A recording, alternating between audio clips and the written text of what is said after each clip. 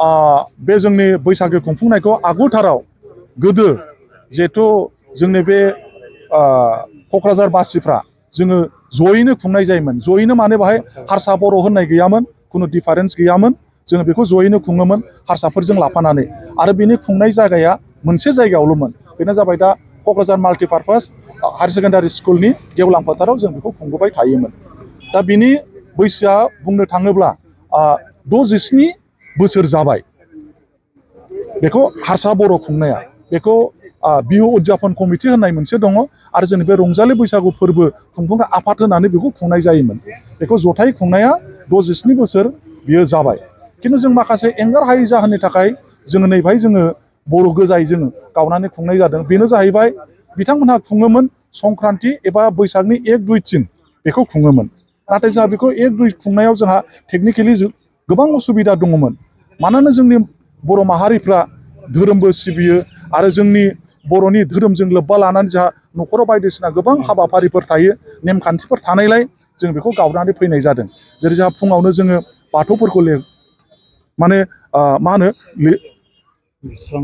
लिरस्लाबनानै लिरै दुगैयै दै लोबै फुजा होयो।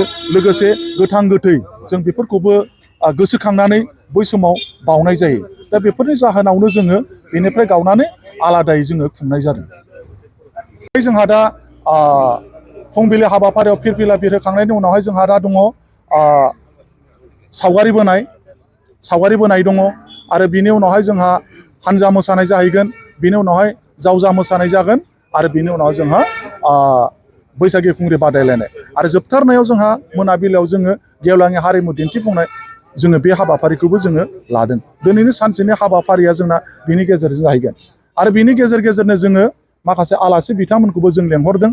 जोङो नै दसे समनि उनाव जोंहा जौस्रां बेखेवनाय हाबाफारि दङ आरो बे जौस्रां बेखेवनाय हाबाफारियाव जोंहा मानगोनां आगोलनि बारग' मन्त्रि मानगोनां प्रमिलारानि ब्रह्म मेदामखौ जोङो लादों आरो बिनि उनाव जोंहा गोबां लेंहरजाखानाय आलासि दङ। जेरै जोंनि रन्जित बसुमतारी बिथाङाबो दङ आरो बिनि उनाव बान्था राननाय हाबाफारि दङ आरो बिनि उनावहाय गोबां हाबाफारिनि गेजेरजों बिदिनो नायै जोङो साफा जोङो जोंनि माखासे बर'नि दैदेनगिरिफोरखौ जोङो लाबोदों। प्रतिमा बिथाङाबो दङ आरो जोंहा बान्था राननायाव जोंहा MLA मानगोनां लरेन्स इस्लारि बिथां दङ। दुलाराय बर' हारिमु आफादनि मानगोनां जेनेरेल सेक्रेटारि बिथांबो दङ आरो लोगोसे जोंहा जोंनि बे ओनसोलनि मानगोनां बिथांमोन दङ। जेरै आदा सर्बेस्वर, आदा सारदा, आदा भुबनेस्वर, दाजेन ब्रह्म, जोङो बिथांमोनखौ जोंनि बे दिनैनि मान बान्था होनाय माबायावहाय जोङो बिथांमोनखौनो आलासि हिसाबै जोङो लिंहरदों। बेखौ जोंनि क'क्राझार दख'रानि सिङाव थानाय जोंनि गासै 27था गामि बेखौ लोगो नांनानै जोङो खुंनाय जायो। दा जोङो गिबियाव गामि थांनानै जों बेखौ खुंदोंमोन जोंनि दख'रानि सिङावनो गामि आरो बेखौ गामि खुंनायनि ओंथियानो बेनो जाहैबाय जोंनि गेजेरजों एवारनेस लाबोनाय। दा बबेबा गामियाव दामग्रा गैया खनग्रा दं, बबेबा गामियाव मोसाग्रा दं दामग्रा गैया, बबेबा गामियाव मोसाग्रा दं मेथाइ खनग्रा गैया। दा बेफोरखौनो जों थांलायनानैहाय ज' जों माब्रैबा बोखांनो हायो, माब्रैबा जों लाबोनो हायो, जों बेखौहाय लानानै जों गामि जों गिदिंदोंमोन। बे 27थि खेब जाबाय। 22 खेबा थांबाय, 27 खेबखौ जोङो दा दिनै बाहाय रंजासालिनि गेवलां फोथाराव जोङो खुंफुंगासिनो दङ। बिथांमोननिसिम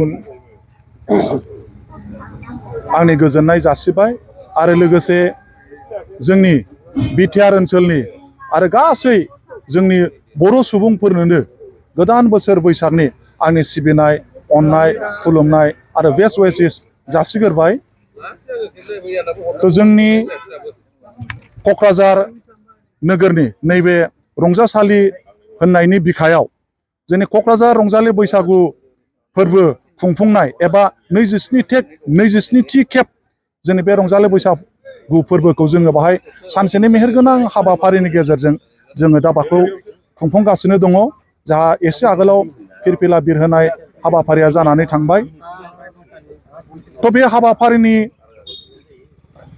गुबै थांखियानो जाहैबाय जोंनि बर' हारिनि जोंनि खननाय, दामनाय देनाय, मोसानायखौ जोङो मारैहाय गुवार आरो गोजौ लेभेलाव जोङो लांनो हायो, बे असिलायै जोङो दिनै बे हाबाफारिखौ जोङो लादों आरो बोसोरफ्रामबो जोङो बे जोंनि हाबाफारि खुंनायनि गेजेरजों जोंनि बर' हारिमुनि सायाव दामनाय देनाय हानजा मोसानाय जावजा मोसानाय बायदि बायदि दामनाय जों बेफोरखौ होबोबाय थादों आरो बिनि गुबैसिनै गोनांथारसिनै आरो मेहेरगोनांसिनथारै जोङो बैसागि खुंग्रि बादायलायनाय जों बेखौ लाबोदों आरो बाहाय जोंहा प्राइज मानि दङ आगोलाव एसे बुरजा होयोमोन खिन्थु जोङो देग्लाय माखासे एंगार हायै जाहोननि थाखाय बिनि रांखौ जोङो एसे खमायनानै जोङो होनाय जादों बाहाय जोङो फार्स्ट प्राइजआव जोङो 15 आरो 10 सेकेन्डआव आरो थामथियाव जोङो 8,000 राङै जोङो बेखौ होनाय जोङो जाहैदों